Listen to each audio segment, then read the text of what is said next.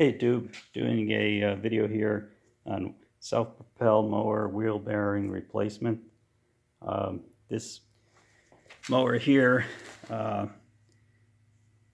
of these bearings were wore out pretty badly. I didn't show the disassembly of taking everything off of here. I'll show the reassembly, but there was a lot of problems in getting these bearings off. What I'm talking about is this bearing right here.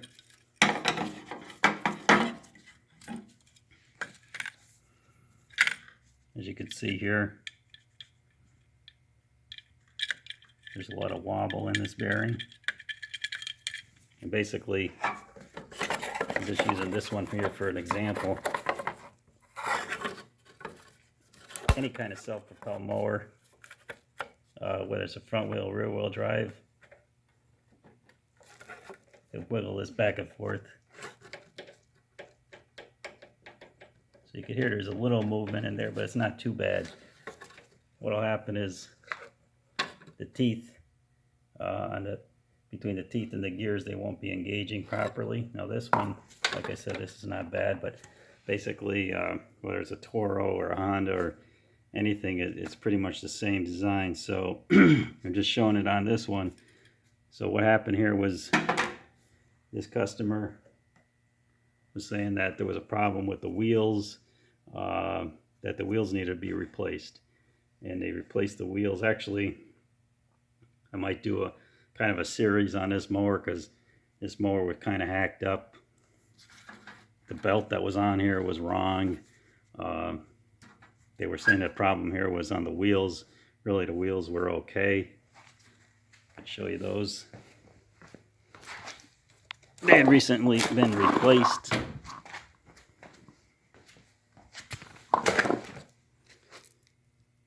They were getting a little chewed up. And if, you know, the thing is, if you just replace the wheels because they're wore out, or the gears in here get stripped, the problem really is that as this is moving, this gear is slopping around in here, and it's catching, engaging, disengaging, and it keeps wearing in this wheel. So what happened was when I just took the wheel itself off, when everything was still attached, this bearing having this play in here like this,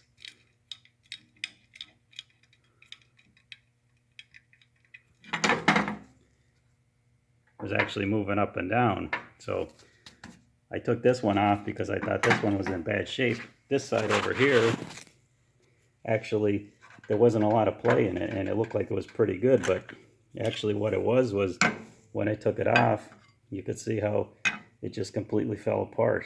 The ball bearings, everything came out of it. This side here was actually so worn out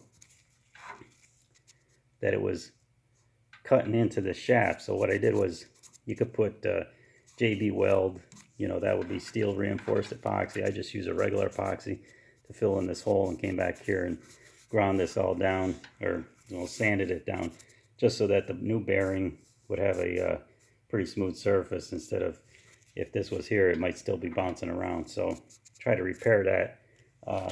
Here's actually the bearing itself. This one came out of a rear wheel drive mower. It's the same bearing like you can see here. This one too, when it came apart, everything just fell apart. The ball bearings, everything. So this is really severely worn here. But I put the part number here for this part, just to replace this bearing. Comes off here, because if you just look up this part number, this 193691 number, this is the whole assembly. And to replace this whole part, you know, might be like 60 bucks or something, but just to replace this part is $6.50, which I found on Amazon as a replacement part. So you can save yourself a whole lot of money, and you replace this bearing, and basically, you know, once you put it in, you're good to go. So all you need to do is the same procedure both sides. If it's a rear wheel drive, just taking this off is a little bit different. If it's a Toro, it's still the same. I mean, it's a different part. You have to get the Toro part, but basically it's the same thing. So you need a set of snap ring pliers. Now these ones I got here are channel lock. I did get a cheaper set at Home Depot, or Harbor Freight has something similar. And basically these tips wore out, they bent. So these are much thicker. Those tips you can see are a lot thicker. I think this was about $30 so. Lowe's, I believe, lifetime warranty.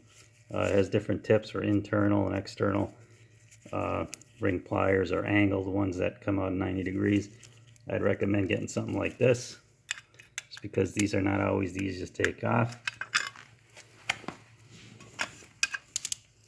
How I would do it, I would give this a little WD-40 in here, since this is rusted up a little bit, just to try to loosen this.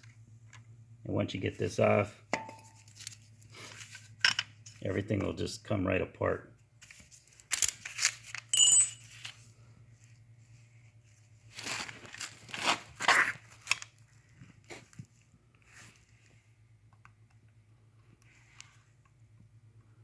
So you're going to insert your tool, maybe kind of sticky in here because it's been never removed.